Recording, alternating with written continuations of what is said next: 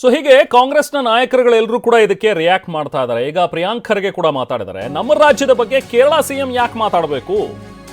ಬಹುಶಃ ಅವರಿಗೆ ಈಗ ನೆಕ್ಸ್ಟ್ ಚುನಾವಣೆ ಇದೆ, ಈಗ 2026 ಅಲ್ಲಿ.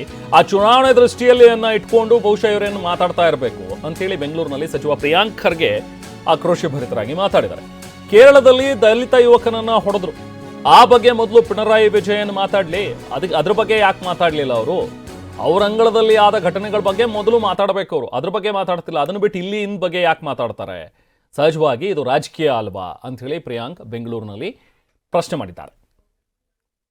ಇವರೇ ಅವರೇನೇ ಹೇಳಿ, ನಾವು ನಮ್ಮ ಕಾನೂನು ಪ್ರಕಾರ ನಾವು ಮಾಡಿದ್ದೀವಿ. ಮೊನ್ನೆ ತಾನೇ ಅಲ್ಲಿ ಒಬ್ಬ ದಲಿತಿಗೆ ಯುವಕರಿಗೆ ಅಲ್ಲಿ ಹಾಡಾಗಲೇ ಹೊಡೆದಿದ್ದಾರೆ, ಲಿಂಚಿಂಗ್ ಆಗಿದೆ. ಅದ್ರ ಬಗ್ಗೆ ಹೇಳಿ. ನಮ್ಮ ರಾಜ್ಯ ತಗೊಂಡು ಏನು ಮಾಡಿದ್ವಿ? ನಾವೇನಿದ್ರು ಕಾನೂನು ಪರವಾಗೇ ನಾವು ಮಾಡಬೇಕಾಗುತ್ತೆ. ಕಾನೂನು ಬಿಟ್ಟು ಯಾರೂ ಏನೂ ಮಾಡಲಿಕ್ಕಾಗೋದಿಲ್ಲ.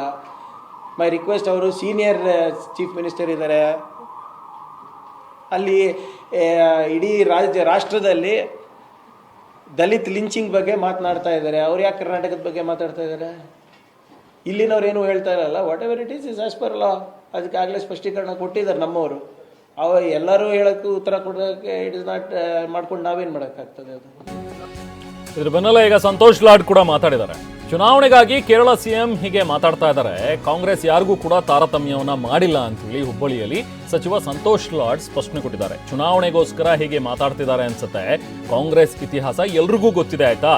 ಕಾಂಗ್ರೆಸ್ ಎಲ್ರಿಗೂ ಸಮಾನ ಅವಕಾಶ ಕೊಟ್ಟಿದೆ ಅಂತ ಹೇಳಿ ಹುಬ್ಬಳ್ಳಿಯಲ್ಲಿ ಸಚಿವ ಸಂತೋಷ್ ಲಾಡ್ ಮಾತಾಡಿದ್ದಾರೆ. ಈಗ ಅವ್ರಿಗೆ ಎಲೆಕ್ಷನ್ ಬಂದಿದೆ ಅಲ್ಲ, ಅದಕ್ಕೆ ಹಂಗೆ ಹೇಳ್ತಾರೆ ಅವರು. ಸೊ ಕಾಂಗ್ರೆಸ್ಸಿನ ಇತಿಹಾಸ ಇದೆ. ಕಾಂಗ್ರೆಸ್ಸು ಯಾರಿಗೆ ಅಪೋಸ್ಮೆಂಟ್ ಆಗಿರಲಿ ಅಥವಾ ಯಾರು ವಿರೋಧವಾಗಿ ಮಾಡ್ತಕ್ಕಂಥದ್ದಲ್ಲ. ಕಾಂಗ್ರೆಸ್ಸಿನ ಇತಿಹಾಸ ಇಡೀ ದೇಶದ ಇತಿಹಾಸ ನಿಮಗೆ ಗೊತ್ತಿದೆ. ಎಲ್ಲ ಸಮಾಜದವ್ರನಿಗೆ ಒಡ್ಡುಗೂಡಿಸಿ ಹೋಗ್ತಕ್ಕಂಥದ್ದು ಐಡಿಯಾಲಜಿಲಿ ಇರ್ತಕ್ಕಂಥ ಕಾಂಗ್ರೆಸ್ ಪಕ್ಷ. ಸೊ ಯಾರಿಗೆ ಪರ ಆಗಲಿ ವಿರೋಧ ಮಾಡೋಕ್ಕೆ ಹೋಗೋದಿಲ್ಲ ನಾವು. ಅವ್ರಿಗೆ ಈಗ ಎಲೆಕ್ಷನ್ ಹತ್ರ ಬಂದೈತೆ, ಅದಕ್ಕೆ ಮುಖ್ಯಮಂತ್ರಿಗಳು ಆ ರೀತಿ ಮಾತನಾಡ್ತಾರೆ.